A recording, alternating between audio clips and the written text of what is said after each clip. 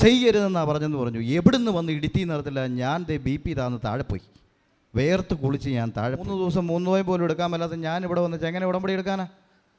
വലിക്കാതിരിക്കാൻ പറ്റിയില്ല, കുടിക്കാതിരിക്കാൻ പറ്റിയില്ല. Praise the Lord, hallelujah. എൻ്റെ പേര് സിജോ സെബാസ്റ്റ്യൻ. ഞാൻ പാലാരൂപതയിലെ ചേർപ്പുങ്കൽ എന്ന സ്ഥലത്തു നിന്നാണ് വരുന്നത്. ഇവിടെ വന്നിട്ട് പോയ ഒരു ചേച്ചി എനിക്കൊരു കൊന്ത തരികയുണ്ടായി. ആ പുള്ളിക്കാരത്തി തന്നതിന് ശേഷം പറഞ്ഞു, നീ 10 ദിവസത്തിനുള്ളിൽ ഈ കൃപാസനത്തിൽ ചെല്ലും എന്ന് എന്നോട് പറഞ്ഞു. എനിക്കത്ര വലിയ വിശ്വാസമൊന്നുമില്ലായിരുന്നു. കാരണം എന്താണെന്ന് വെച്ചാൽ ഞാൻ അങ്ങനെയൊരു ജീവിക്കുന്ന വ്യക്തിയൊന്നും അല്ലായിരുന്നു. വല്ലപ്പോഴും പള്ളിയിലൊന്ന് പോവും, എന്തെങ്കിലും കാര്യം സാധിക്കാൻ വേണ്ടിയിട്ട് ചെന്ന് പ്രാർത്ഥിച്ചിട്ട് പോരും. ഒരു നോയമ്പ് എടുക്കുവോ, ഒരു 3 നോയമ്പ് പോലും എന്നെക്കൊണ്ട് എടുക്കാൻ ഇതുവരെ സാധിച്ചിട്ടില്ലാത്ത ഒരു വ്യക്തിയാണ്. ഉള്ള കാര്യം ഉള്ള പോലെ പറയുകയാണ്. മദ്യം കഴിക്കുമായിരുന്നു, പുകവലിക്കുമായിരുന്നു. അപ്പം ഞാൻ തന്നെ ആലോചിച്ചു, ഞാൻ എങ്ങനെ ഇവിടെ എത്തും? ഒരു രക്ഷ ഞാൻ നോക്കിയിട്ട് കാണുന്നില്ല. ചേച്ചി പറഞ്ഞതിനകത്ത് എന്നെ നാളെയും കൊന്ത മേടിച്ച് ഞാൻ കഴുത്തലൊക്കെ ഇട്ടു. ഇട്ട് 2ാമത്തെ ദിവസം ഞാൻ നോക്കുമ്പോൾ എൻ്റെ വൈഫ് പ്രഗ്നൻ്റാണ്. 2 തവണ അബോട്ടായിട്ട് പിള്ളേർ പോയതാണ്. ഒരു അപ്പൻഡിക്സിൻ്റെ ഓപ്പറേഷൻ വന്നതിന് ശേഷം ഉണ്ടായ 2 പിള്ളേർ അബോട്ടായിട്ട് പോയി. അപ്പോൾ അതിന് ശേഷം ഉണ്ടാകില്ലെന്നൊക്കെ പറഞ്ഞ് ഡോക്ടേഴ്സൊക്കെ പറഞ്ഞിരുന്നെങ്കിലും പിന്നെ തമ്പുരാൻ്റെ കൃപ കൊണ്ട് ഉണ്ടായ ഒരു കൊച്ചാണ്.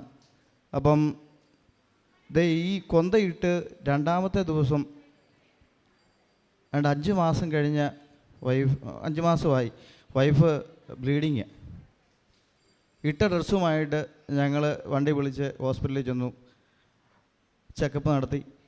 ഡോക്ടർ എന്നെ വിളിച്ചിട്ട് പറഞ്ഞു, ഞാനിത് ആരോടും പറഞ്ഞിട്ടില്ല, ഡോക്ടർ എന്നെ വിളിച്ചിട്ട് പറഞ്ഞു, ഞാൻ ചെയ്യാനുള്ളത് ചെയ്തു, എനിക്കത്ര ഉറപ്പൊന്നുമില്ല. ഞാൻ വൈഫിനോടും പറഞ്ഞില്ല, ആരോടും പറഞ്ഞില്ല. ഞാൻ നേരെ വീട്ടിൽ വന്നു. വീട്ടിൽ വന്ന് പിറ്റേ ദിവസം ഞാൻ ഇച്ചിരി പൈസയ്ക്ക് വേണ്ടിയിട്ട് ഉള്ള കാര്യങ്ങളൊക്കെ ഇടപാട് നടത്തിയായിരുന്നു. അപ്പം ബാങ്കിൽ ചെന്ന് അന്വേഷിച്ച് ചെയ്യുമ്പോഴത്തേക്കും ബാങ്കിൽ പറയുകയാണ്, സിവിൽ സ്കോർ നിങ്ങളുടെ ജാമ്യം നിന്നവരുടെ എല്ലാം പ്രശ്നമായതുകൊണ്ട് സിവിൽ സ്കോർ താന്നു പോയി, നിങ്ങൾക്ക് ലോൺ ഒരു 6 മാസത്തേക്ക് എന്നെ കാണിച്ചാലും കിട്ടിയില്ല. പെട്ടെന്ന് പറയുന്ന അവസ്ഥയിൽ നിന്നു. ഞാൻ നേരെ സന്ധ്യാപ്രാർത്ഥന നിന്നു. അധികം ചെല്ലുമൊന്നും ഇല്ലാതെ ഞാൻ വൈകുന്നേരം നിന്ന് പ്രാർത്ഥിച്ച് കണ്ണ് എൻ്റെ അറിയാതെ നിറഞ്ഞ് ഞാൻ മാതാവിൻ്റെ രൂപത്തിലോട്ട് നോക്കി കഴിഞ്ഞപ്പോഴത്തേക്കും ഞാൻ അറിയാതെ ഈ കൊന്ത മുറുക്കയങ്ങ് പിടിച്ചു. മുറുക്കയങ്ങ് പിടിച്ചിട്ട് ഇങ്ങനെ നിന്നപ്പം ഞാൻ പെട്ടെന്ന് ഓർത്തു, ദൈവമേ ഈ കൃപാസനത്തിലൊന്ന് പോയി ഒന്ന് പ്രാർത്ഥിച്ചാലോ. അപ്പം എനിക്കിതിനോടുള്ള വഴിയൊന്നും അറിയത്തില്ല. ഞാനൊരു ഓട്ടോറിക്ഷ നമ്മുടെ ഒരു സുഹൃത്തുമായിട്ട് ഇവിടെ വന്നു. അപ്പോൾ അവൻ എന്നെ കയറ്റി വിട്ടേച്ച് പറഞ്ഞു, എടാ ഇത് സംഗതി നീ പോയി ഉടമ്പടി എടുത്തു കഴിഞ്ഞാൽ 3 മാസത്തേക്ക് കാര്യങ്ങൾ കൃത്യമായിട്ട് കൊണ്ടുപോയില്ലെങ്കിൽ നീ പെടും, പ്രശ്നമാകും. കാരണം എന്താണെന്ന് വെച്ചാൽ എൻ്റെ നാട്ടിൽ എല്ലാവർക്കും അറിയാം. കാരണം 1 ദിവസം 3 നോയമ്പ് പോലും എടുക്കാൻ മേലാത്ത ഞാൻ ഇവിടെ വന്നിട്ട് എങ്ങനെ ഉടമ്പടി എടുക്കാനാ? വലിക്കാതിരിക്കാൻ പറ്റിയില്ല, കുടിക്കാതിരിക്കാൻ പറ്റിയില്ല, കമ്പനി കൂടാതിരിക്കാൻ പറ്റിയില്ല. ഞാൻ എന്നതാണെങ്കിലും 2ഉം കൽപ്പിച്ച് ഇതിനകത്ത് കയറി ടോക്കണൊക്കെ എടുത്തു. കൗൺസിലിങ്ങിന് കയറി. എൻ്റെ കൂട്ടത്തിൽ അന്ന് 3 ആണുങ്ങൾ, ഞങ്ങൾ 3 പേരെ ഉണ്ടായിരുന്നുള്ളൂ. അതായത് കഴിഞ്ഞ നവംബർ 7-ാം തീയതി 2021 അകത്ത് കയറി. ക്ലാസ് എല്ലാം കഴിഞ്ഞപ്പോഴത്തേക്കും ആ ബ്രദർ പറഞ്ഞു, നിർബന്ധിക്കുകയില്ല, നമ്മൾ അങ്ങോട്ട് 6 കാര്യങ്ങൾ കൊടുത്താൽ നമുക്ക് 6 കാര്യങ്ങൾ ഇങ്ങോട്ട് കിട്ടും. എൻ്റെ പുറകിലിരുന്ന 2 ആൺ സുഹൃത്തുക്കൾ എന്നോട് പറഞ്ഞു, സഹോദരൻ നമുക്ക് പറ്റിയ പണിയല്ല, നമ്മളിവിടെ വന്നു, നമ്മുടെ വീട്ടുകാർ കണ്ടു, നമുക്ക് തിരിച്ചു പോയേക്കാമെന്ന് പറഞ്ഞു. ഞാൻ അവിടെയും വീണില്ല. ഞാൻ പറഞ്ഞു, എന്നതാണെങ്കിലും ഞാൻ ഇവിടുന്ന് ഉടമ്പടി എടുത്തിട്ടേ പോകത്തുള്ളൂ എന്ന് പറഞ്ഞ് ഞാൻ ഇവിടുന്ന് ഉടമ്പടി എടുത്ത് വീട്ടിൽ ചെന്ന് 2ാമത്തെ ദിവസം എനിക്ക് സൊസൈറ്റിയിൽ നിന്ന് വിളി വന്നു, നിങ്ങളുടെ കാര്യങ്ങളൊക്കെ ഒന്ന് പുതുക്കാറായി, നിങ്ങൾക്ക് വേണമെങ്കിൽ 1 ലക്ഷം രൂപ തരാം. എൻ്റെ പലിശയുടെ കാര്യങ്ങൾ കുറച്ച് പിടിച്ചിട്ട് അവരെനിക്ക് 1 ലക്ഷം രൂപ തരികയും അതുപോലെ തന്നെ ആ 1 ലക്ഷം രൂപയിൽ നിന്ന് മിച്ചമുണ്ടായിരുന്നത് കൊടുത്ത് വേറൊരു സ്ഥലത്ത് ഞാൻ ചിട്ടി കൂടി. അന്ന് 2 ചിട്ടി ഉണ്ടായിരുന്ന 2 ചിട്ടി 2 ലക്ഷത്തിൻ്റെ. അപ്പം ഞാൻ 2 മണിയാകുമ്പോഴത്തേക്കും പൈസ അടയ്ക്കുന്നു, 4 മണിക്ക് ചിട്ടി കുറിയിടുവാണ്. 11 പേരുണ്ട്.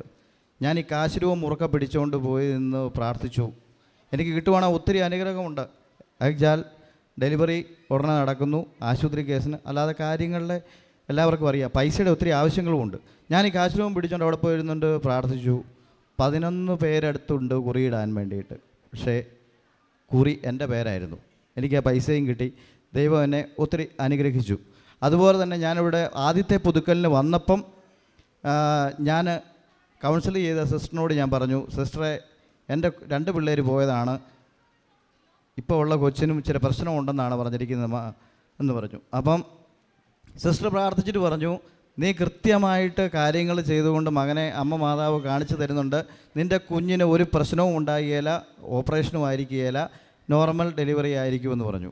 കുഞ്ഞിന് ഒരു പ്രശ്നവുമില്ല. അവൾ 9 മാസമായി വളരെ മിടുക്കിയായിട്ടിരിക്കുന്നു. ഒരു പ്രശ്നവുമില്ലാതെ നോർമൽ ഡെലിവറിയാണ് നടന്നത്. അതൊരു വശയുള്ള അനുഗ്രഹം എനിക്ക് 2 തരത്തിലാണ് എനിക്ക് കിട്ടിയത്. ഞാൻ പറഞ്ഞു, 3 നോയമ്പ് പോലും എടുക്കാത്ത ഒരു വ്യക്തിയായിരുന്നു ഞാനെന്ന്.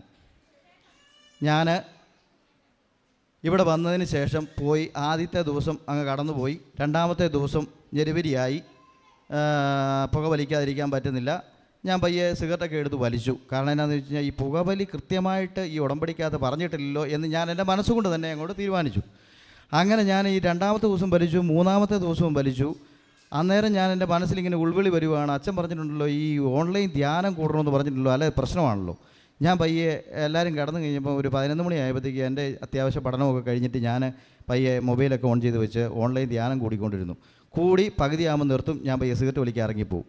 ഒരു പാക്കറ്റ് സിഗരറ്റ് എൻ്റെ കയ്യിലുണ്ടായിരുന്നു. ഞാൻ 5 എണ്ണം വലിച്ചു കഴിഞ്ഞ് കഴിയുമ്പോഴത്തേക്കും ഒരു 12:30 ആയപ്പോൾ ഞാൻ വീണ്ടും ധ്യാനത്തിൻ്റെ ഒരു 3/4 ഭാഗം കഴിഞ്ഞ് ഞാൻ പുറത്തിറങ്ങി ഞാൻ വലിച്ചുകൊണ്ടിരിക്കുമ്പോഴത്തേക്കും ഒരു 12:30 ആയി സമയം.